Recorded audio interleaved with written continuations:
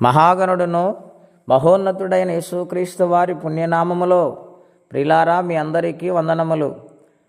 2026వ సంవత్సరం మొదటి నెల మొదటి ఆదివారము విశ్రాంతి దినము, పునరుత్థాన ఆరాధన.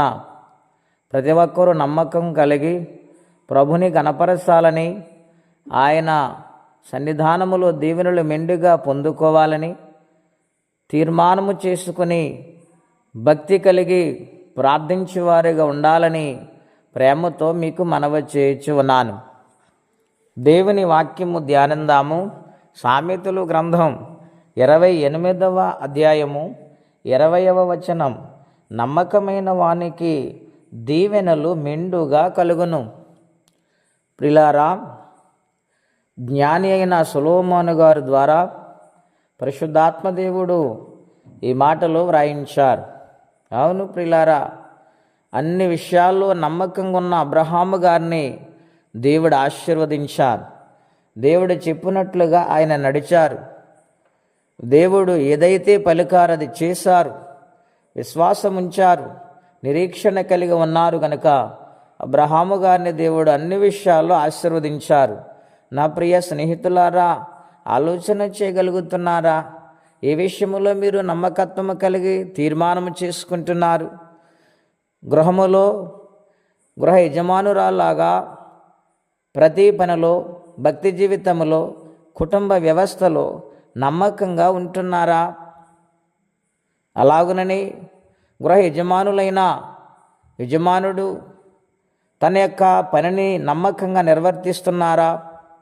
అలాగూ చేయగలిగితే ఆ కుటుంబం నెమ్మదిగా, సమాధానముగా అభివృద్ధిలోనికి దేవుడు తీసుకొని వస్తారు. పనిలోనూ కష్టపడుటలోనూ నమ్మకత్వముగా ఉండాలని ప్రభు పేట మనవి చేస్తూ ఉన్నాను.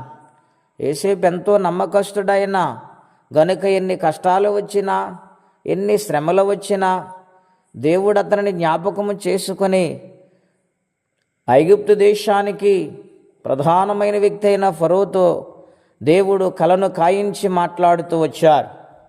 అవును ప్రియులారా, దేవుని సందులో నమ్మకత్వం కలిగిన వారిని ఏ విధము చేతనైనా దేవుడు హెచ్చించగలరు. ఆయనకు అసాధ్యమైంది ఏదీ లేదు.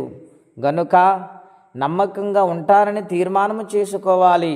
ఈ విశ్రాంతి దినములో, ఈ ఆరాధనలోను మనుష్యులను ఆలోచన చేయవద్దు. ఈ లోకం వైపు, ఈ లోక ఆకర్షణ వైపు ఆలోచించవద్దు.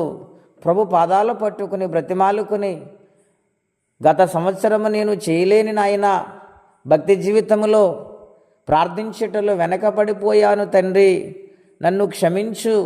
ఈ సంవత్సరం మీ ఆత్మ సహాయము ద్వారా నీ సన్నిధానములో నేను నడుస్తానని నమ్మకంగా ప్రార్థించినట్లయితే దేవుడు మన నమ్మకత్వాన్ని చూస్తారు. ఇక్కడ వ్రాయబడిన మాట అదేనండి. నమ్మకమైన వానికి దీవెనలు మెండుగా కలుగును. ఎవరైతే ఆరాధన యందు, ప్రార్థన యందు, పరిసరి యందు, దేవుని సన్నిధికి నడిపించుట యందు నమ్మకత్వము కలిగి ఎంత కష్టమొచ్చినా, ఎన్ని నిందలు అవమానాలు భరించినా ఓపికతో నిరీక్షణ ఎదురు చూస్తే యేసేపును దేవుడు ఏ విధముగా ఆశీర్వదించాడో మన కుటుంబాలను దేవుడు ఆ విధంగా ఆశీర్వదిస్తారు. అటువంటి దీవెన ప్రతి కుటుంబము పొందుకోవాలని ఒక దైవజనుడిగా కోరుకుంటే మాటలను ముగిస్తున్నాను. ప్రార్థన అండి.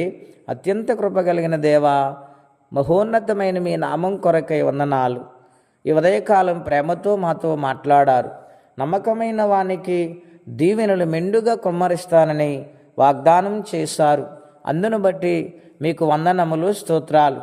నాయన, ఏ విషయంలో మేము బలహీనమైపోతున్నామో సమస్తం ఎరిగిన దేవుడు గనుక మాకు బలమును దయచేసి ఇంకా నమ్మకంగా జీవించటానికి మీ కృపా సహాయం ఇచ్చి మహిమ తెచ్చుకోమని, ఈ విశ్రాంతి దినము ప్రతి ఒక్కరిని కూడా ఆశీర్వదించి వర్ధిల్ల చేయమని, ఈ సంవత్సరపు దీవెనలు మెండుగా కుమ్మరించమని, ఆరోగ్యమును, ఆయుష్ను, దీవెనను ప్రతి కుటుంబమునకు కలగచేయమని యేసయ్య నామములో ప్రార్థించి స్తుతించి ఘనపరిచి వేడుచున్నాము తండ్రి.